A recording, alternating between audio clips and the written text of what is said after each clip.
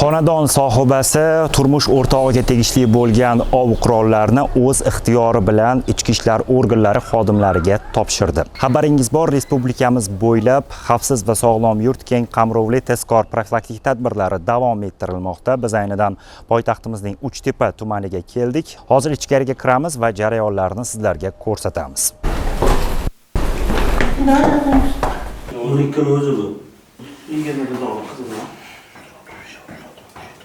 Hozirda 1-iyuldan 31-iyulgacha yurtimizda xavfsiz va sog'lom yurt oyligi o'tkazayotganligi munosabati bilan Telegram gruppalarimizda va aholi o'rtasida kimda agar uyida noqonuniy qurol yaroq saqlayotgan holatlari aniqlangan holatlar bo'ladigan bo'lsa, bizga murojaat qilishligini targ'ibot qilib kelganman. Shunga ko'ra Tatyana opa menga murojaat qildi. Ya'ni murojaatida vafot etgan turmush o'rtog'i 3 dona o'q qurollari bo'lganligini va uyida saqlab kelayotganligini ma'lum qildi.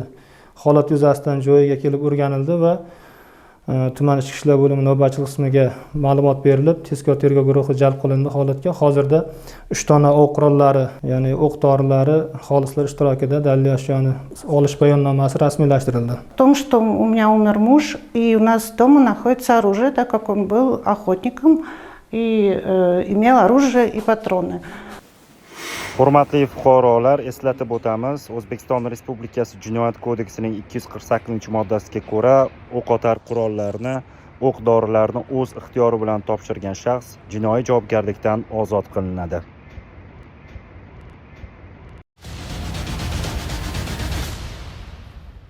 Xavfsiz va sog'lom yurt oyligi doirasida Toshkent shahar Bektemir tumani ichki ishlar organlari faoliyatini muvofiqlashtirish boshqarmasi jinoyat qidiruv bo'limi xodimlari tomonidan o'tkazilgan tezkor tadbir davomida vaqtincha istiqomat qilayotgan xonadonida ko'p miqdorda giyohvandlik moddalarini saqlab kelayotgan shaxs aniqlanib qo'lga olindi. Uning yashash manzilidan topilgan 15 ta gugurt quti, 3 ta polietilen paket va 4 ta qog'oz o'ramidagi jami 250 gram miqdorida bo'lgan o'tkir hidli moddalar va boshqa daliliy ashyolar yuzasidan bayonnoma tuzilib rasmiylashtirildi. Fuqaroni yashash xonadoni borib tekshirilib o'rganilganda yashash xonadonida noqonuniy taqiqlangan o'tsimon o'tkir hidli moddalar borligi aniqlandi. Ushbu moddalarni fuqarodan qayerdan olib kelganligi so'ralganda Qashqadaryo viloyatidan Toshkent shahar hududiga olib kelib sotish maqsadi borligi aniqlandi.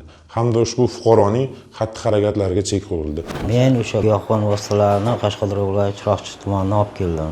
Sotib pul qilamanmi degandim. Qilgan ishimni afsusdaman, pushaymonman. Menga o'xshagan adashganlar bo'lsa, men tavsiya qilmayman. Buni oxiri voy ekan.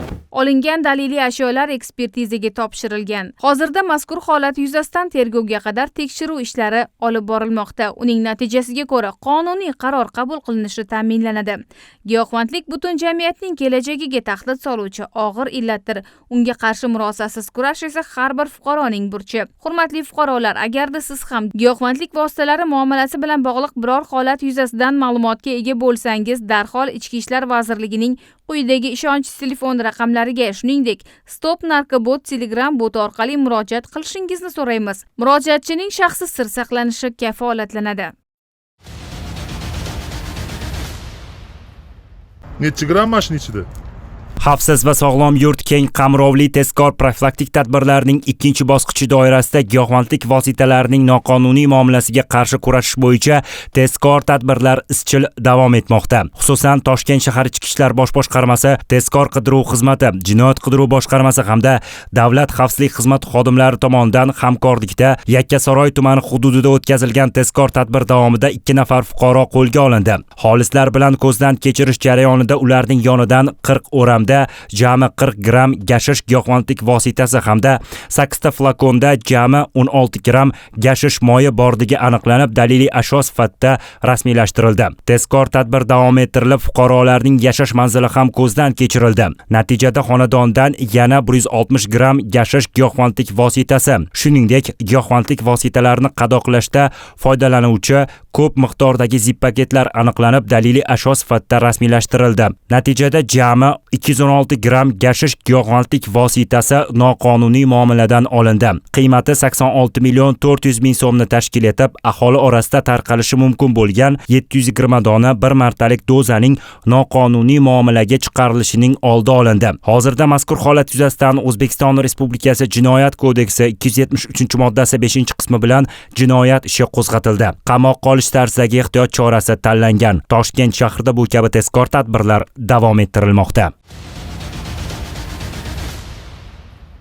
Toshkentdagi universitetlarning biriga o'qishga kirgazib qo'yaman degan shaxs 5000 AQSh dollar pul olgan vaqtida qo'lga olindi. Respublikamiz bo'ylab o'tkazilayotgan xavfsiz va sog'lom yurt oyligi doirasida korrupsion jinoyatlarga ham chek qo'yilmoqda. Xususan, Toshkent shahar Ichki ishlar bosh boshqarmasiga fuqaro murojaat qilib, Toshkent kimyo texnologiya institutida mas'ul lavozimda ishlovchi shaxs o'qishga kiritib qo'yish evaziga oldindan 5000 AQSh dollar talab qilayotgani, unga nisbatan chora ko'rishni so'ragan. Murojaatga asosan Toshkent shahar Ichki ishlar bosh boshqarmasi tezkor qidiruv xizmati va Bosh prokuratura huzuridagi iqtisodiy jinoyatlarga qarshi kurash departamenti Toshkent shahar boshqarmasi tomonidan hamkorlikda o'tkazilgan tezkor tadbirda gumonlanuvchi jabrlanuvchidan 5000 AQSh dollar miqdoridagi pullarni olgan vaqtida daliliy ashyolar bilan ushlandi. Mazkur holat yuzasidan O'zbekiston Respublikasi Jinoyat kodeksi 168 va 211-moddalari bilan jinoyat ishi qo'zg'atilgan. Hurmatli yurtdoshlar, oliygohlarga hech kim pul evaziga kirgazib qo'ya olmaydi. Agar kimdir sizdan pul talab qilsa, huquqni muhofaza qiluvchi organlarga murojaat qiling. Xavfsiz va sog'lom yurt oyligi doirasida bu kabi tezkor tadbirlar davom ettirilmoqda.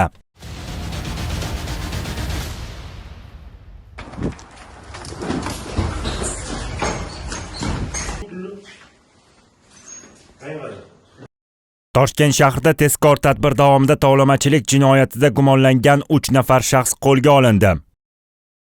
Xabaringiz bor, yurtimiz bo'ylab xavfsiz va sog'lom yurt keng qamrovli tezkor profilaktik tadbirlari davom ettirilmoqda. Xususan, Toshkent shahar Ichki ishlar bosh boshqarmasiga fuqaro ariza bilan murojaat qilgan.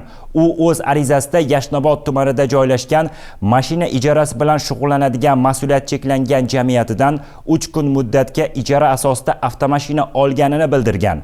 Ijara muddati tugagach, avtomashinani qaytarish uchun borgan vaqtida mazkur jamiyat xodimi Abdusamad ismli shaxs avtomashinani haydovchilik guvohnomasiga ega bo'lmagan shaxs boshqarganini vaj qilib, yo'l patrul xizmati xodimlariga xabar berishi hamda javobgarlikka tortish bilan qo'rqitib, undan 1000 AQSh dollar miqdorida pul talab qilayotganini ma'lum qilgan. Mazkur murojaat asosida Toshkent shahar Ichki ishlar bosh boshqarmasi Davlat xavfsizlik xizmati Toshkent shahar bo'yicha boshqarmasi xodimlari tomonidan tezkor qidiruv tadbirlari o'tkazildi. Tadbir davomida Abdusamad, Shahriyor, Jamshid ismli shaxslar ariza muallifidan talab qilingan 1000 AQSh dollarining 700 AQSh dollarini olgan vaqtida tezkor tadbir ishtirokchilari tomonidan qo'lga olindi. Shundan so'ng tezkor tadbir davom ettirilib, mas'uliyat cheklangan jamiyat binosi xolislar ishtirokida ko'zdan kechirildi. Ko'zdan kechirish jarayonida temir seyfdan bir dona Haytera rusumli ratsiya, bir dona pnevmatik pistolet, unga tegishli o'qlar aniqlanib, protsessual tartibda rasmiylashtirildi. Mazkur holat yuzasidan O'zbekiston Respublikasi Jinoyat kodeksining 165-moddasi bilan jinoyat ishi qo'zg'atilib,